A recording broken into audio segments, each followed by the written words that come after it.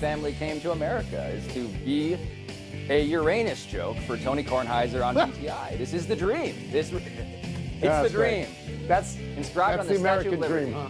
That's right. Yeah. To me, you're poor, you're tired, you're people gazing at Uranus. Welcome to PTI, Uranus. boys and girls. Wilbon did a foreign fly this week, so here to co-host our 5th episode of the week is the host of the podcast, Pablo Torre Finds Out, Mr. Pablo Torre. And we begin today with the news that Gregg Popovich will step down as head coach of the San Antonio Spurs and will concentrate on his duties as team president. Popovich, who is 76, suffered a mild stroke last November and stepped away from coaching then. Popovich has won 5 NBA titles and an Olympic gold medal. He's already in the Hall of Fame. Pablo, what is your reaction to this news? That he is a singular character in the history of the NBA. He was the longest tenured coach, Tony, in 2020. He decided to coach 4 more years. He was somebody who saw every plausible change to the game by virtue of that longevity and adapted and thrived in each of them.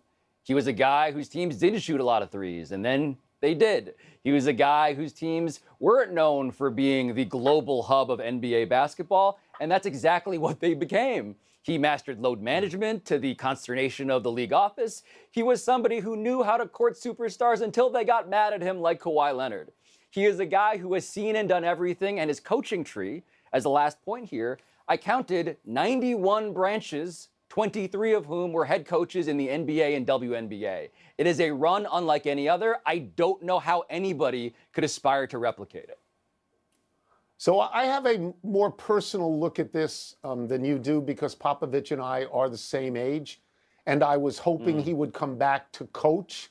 But I'm glad to see that he's going to assume this other role, and he's going to be working on a daily basis. I don't think anyone would be surprised that he stepped away at this point. He's been in San Antonio. I believe he went to San Antonio to be an assistant to my old camp counselor, Larry Brown, in 1988, and he stayed since. He has had Tim Duncan. He has had David Robinson. He has had Tony Parker. He has had Manu Ginobili. He's had Kawhi Leonard. He's won championships with all of them. He has Victor Wembanyama now, and everyone is predicting championships there as well. I mean, he's a great coach over a long period of time.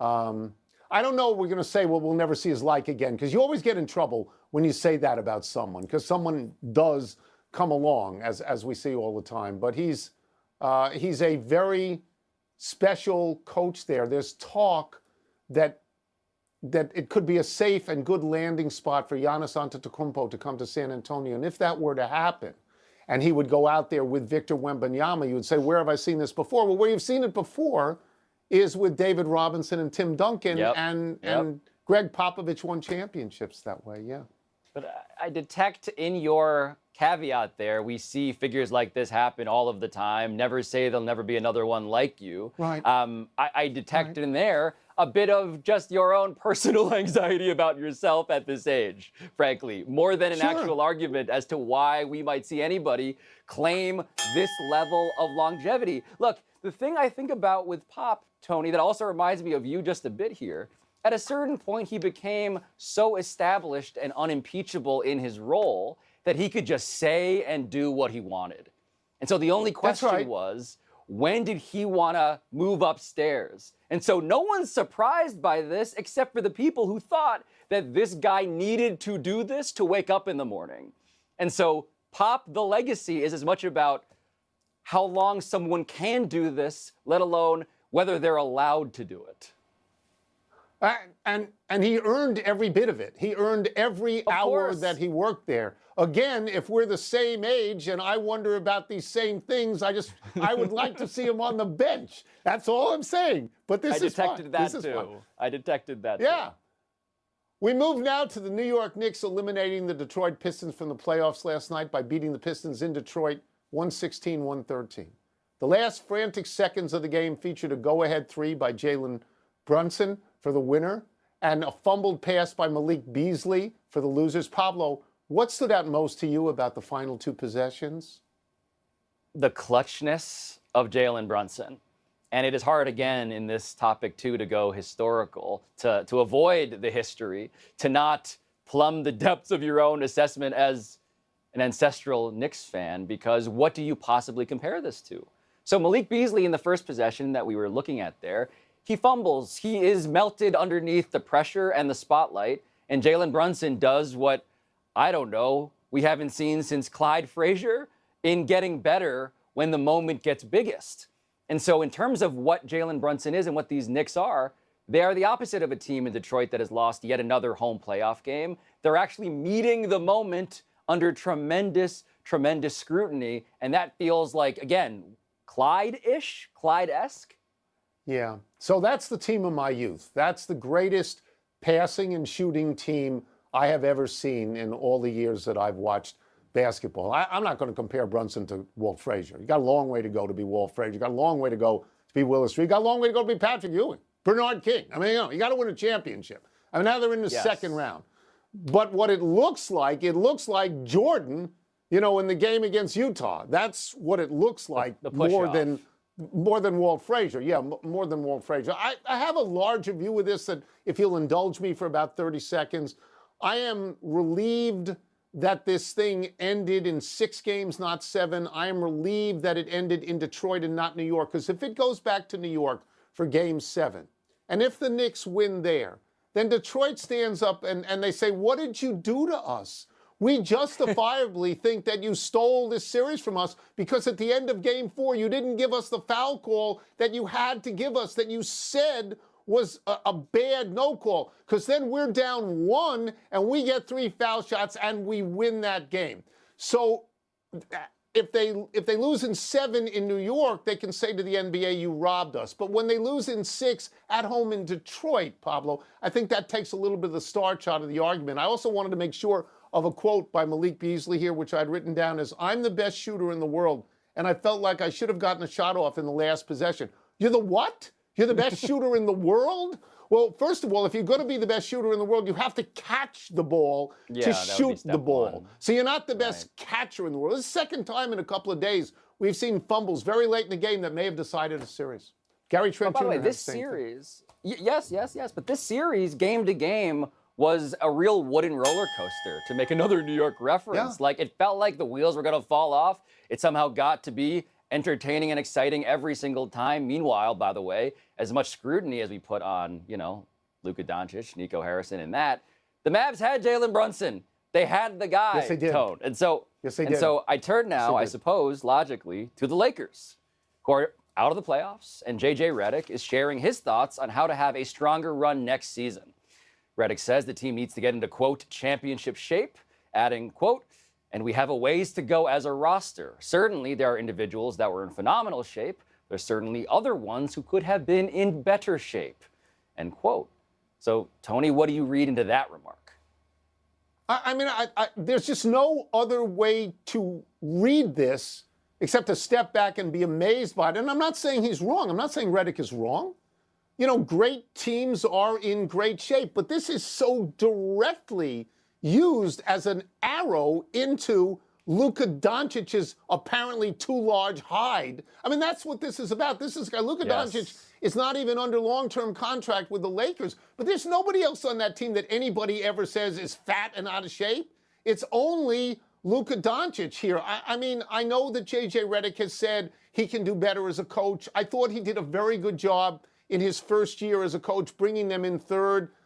A less good job in the playoffs where they went out rather meekly. And I think, I think that teams, to become a contender, you have to go through tight circumstances. You have to have a certain amount of disappointment. And I think it's the same for young coaches, tight circumstances and a certain amount of disappointment. So if he's taking some responsibility for that, that's fine. But I've come to the point, Pablo, and I think this was started by Nico Harrison, I've come to the point where I'm tired of the referendum on Luka Doncic's body, and it begins to feel like body shaming to me. Fat Luka took the Dallas Mavericks to the NBA Finals last year. And so, I mean, when do we stop? When does that target leave us?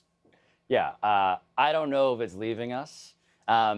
I appreciate your lack of appreciation for the unsubtlety of this. It is a bit like someone pointing out, hey, that episode of PTI today, the bald guy really could have played better, really could have had some more good points. And it's like, okay, I think we have a sense as to who they're targeting there as well. Look, JJ went all in on a strategy of we're playing our guys in the second half, and they're not going to sit for a second. And what he is reckoning with publicly is why, in his mind, his strategy didn't pay off. And so when it comes to what they really need, the other form of assistance comes in the good kind of size. It comes in the form of a guy like Mark Williams, who they had for like a night, and then they said in the light of day, we can't do this. It's too rich of a price. Yeah. But that's what they need. They were outgunned down low, and as much as it's losing weight, it's gaining size that they need. I'll just point this out. If you're going to play 5 guys the entire second half, and then you're going to say that the team isn't really in shape, well, I assume you played the guys who were in shape because Luka played the entire second half. Why would you do that if he's not in shape? Let's take a break. Coming up, what's the best word to describe how the Warriors will be in tonight's Game 6 against the Rockets? And how best to describe tomorrow's Kentucky Derby. Are you a Derby guy? Do you like horse racing? I like horse racing. A julep. I like a julep. I like an era when, people respected newspapers and horses. Yeah. Yeah. I have nostalgia for that. That's good. NBA playoffs, Game 6 on ESPN.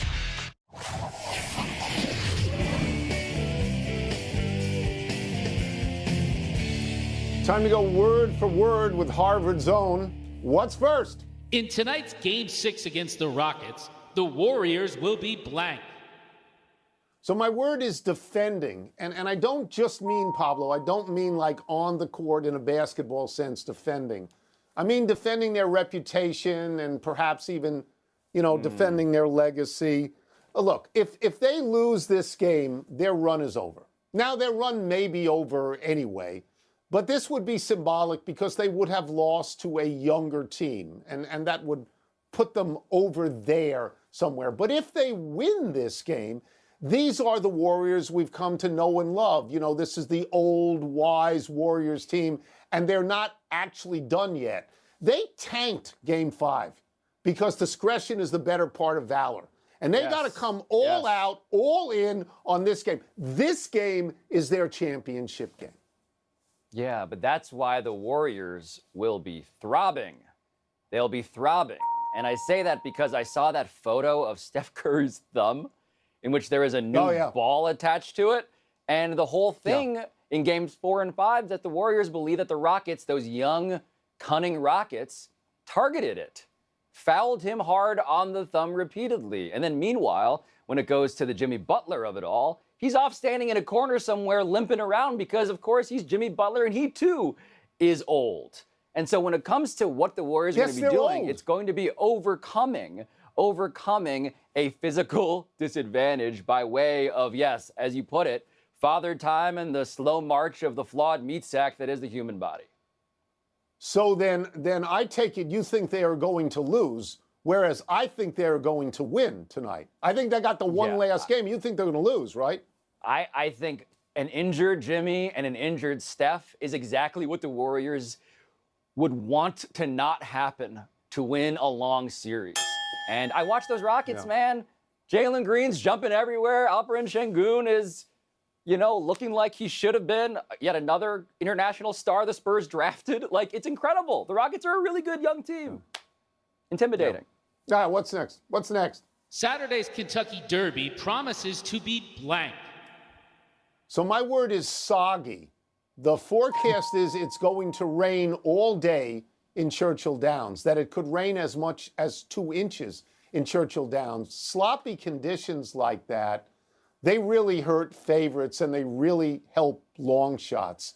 I will give you the names of some of the horses that are being bet on to a large degree. One is Journalism, one is Sovereignty, one is Sandman, one is Admire Daytona, one is the Luxor Cafe. This was going to be the return, and it is the return of Bob Baffert, whose suspension was preposterously long. I mean, just ridiculously long.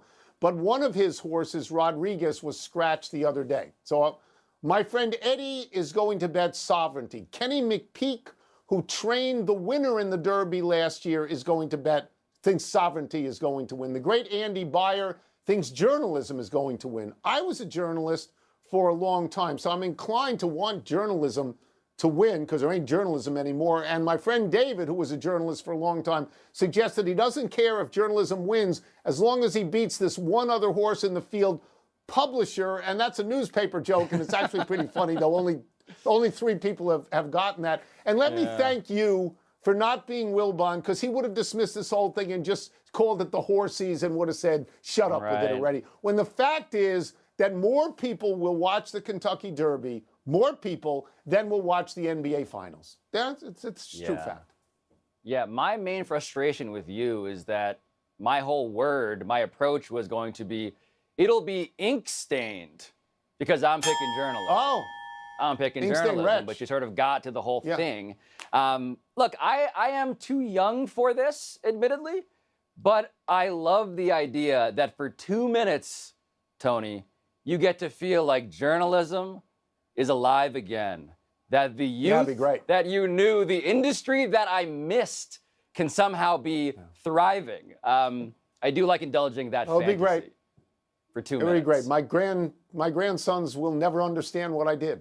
They'll never understand the concept of looking at a newspaper. Is. That's the final word. Let's take one last break. Still to come, the Clippers push the Nuggets to a Game 7. And Mike Trout heads to the injured list once more. Are you rooting for Golden State or are you rooting for Houston? I'm rooting